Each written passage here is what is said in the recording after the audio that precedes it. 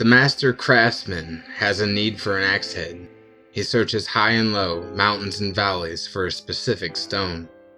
He needs the perfect metal to hone. And when he finds it, he sings a song. He found his weapon when others see a rock.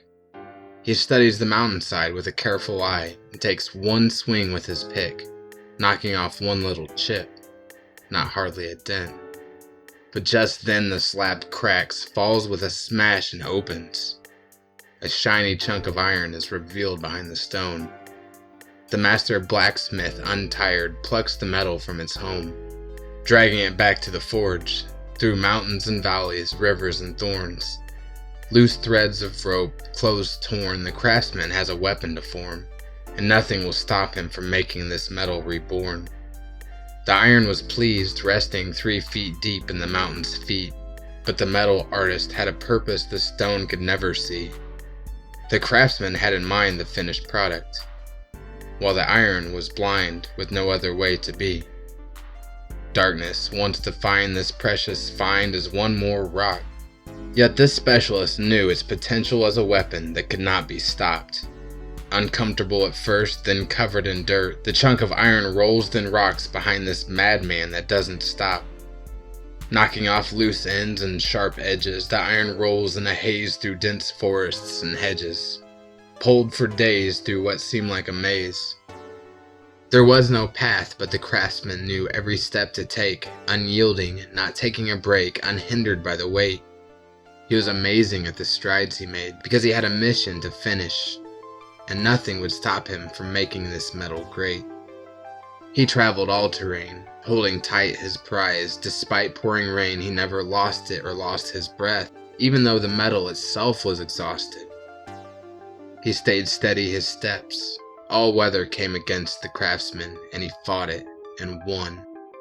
Freezing cold and blazing sun, this piece of iron, weathered and tired, just wanted to go home. The iron heard the master's vision of the trees he would chop, but it was weary, weak, and worn, and felt like a rock. The craftsman would even remind the metal, though beaten, inside of you is a reason of being that will never be defeated, and time itself will not be able to tell all of the stories you will be leaving.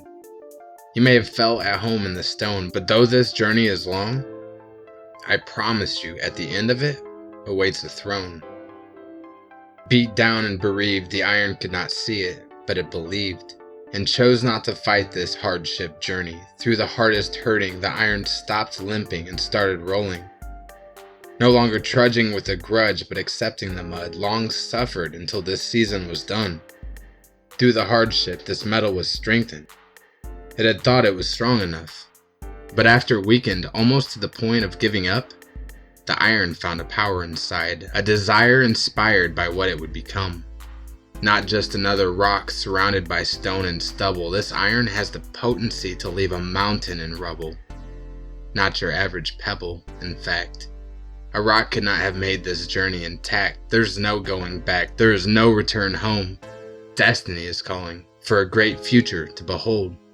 Days of old are past and gone. The iron hears a calling up ahead. It's a victory song, a celebration of a long journey's end, greeted with shouts of joy out the windows and smiles pouring from open doors. The master craftsman has arrived with his prize. He has returned to the forge. But for the iron, it is for the first time.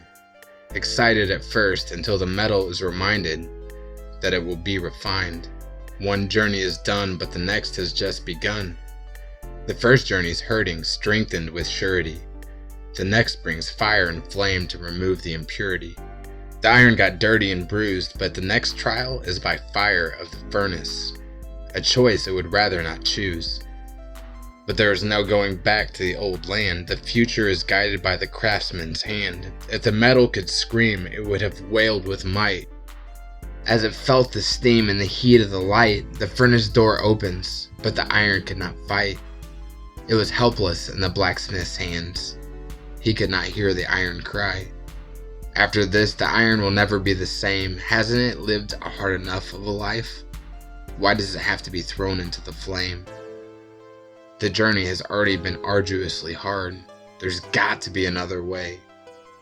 The master craftsman didn't seem to worry at all. In fact, he had a smile on his face. "No, stop. I can't take the forge's blaze." The blacksmith was unfazed. He gently lifts the iron on the edge and pushes it in like a baby bird kicked from the nest. The heat was intense. Never did the piece of metal face such hardship.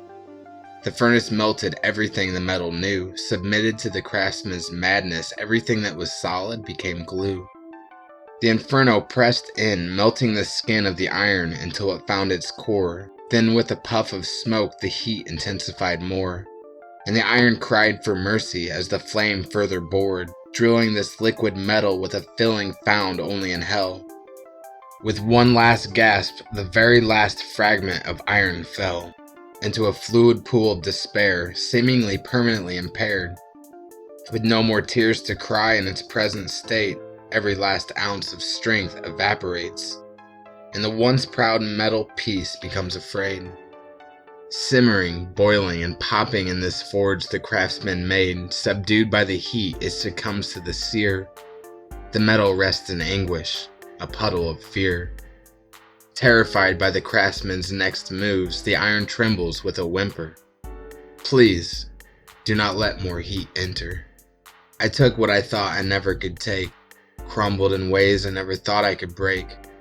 Master craftsman, please, lift me from this flame. I'm sorry I thought I could take what you brought on my own. My fate lies in your hands, there is no debate. I'm so sorry for complaining so much on the way.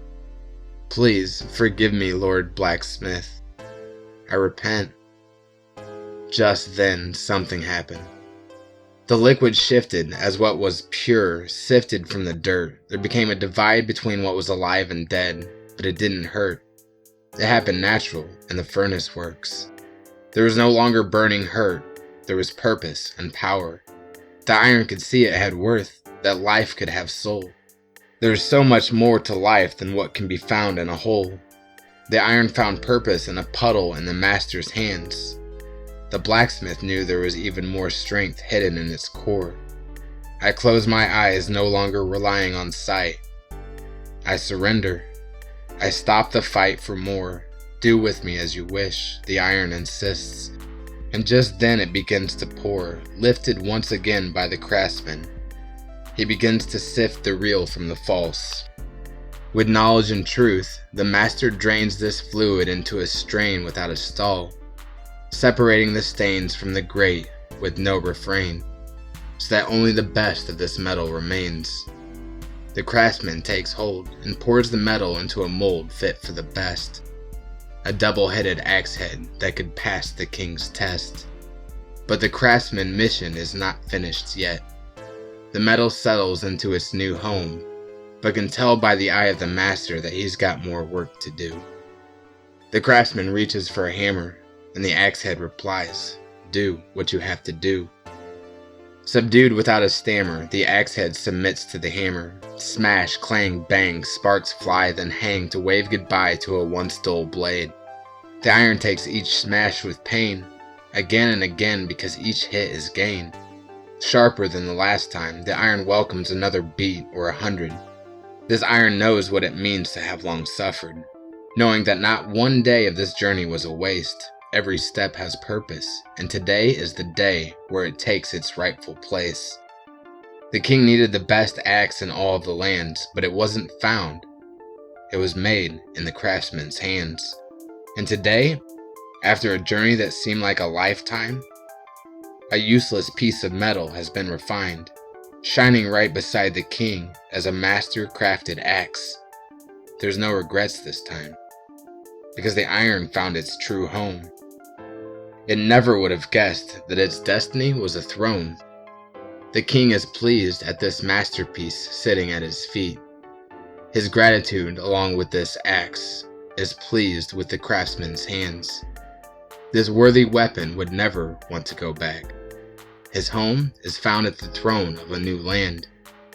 It also knows it would not have chose to go down this path. This axe is forever thankful that the master craftsman had a plan.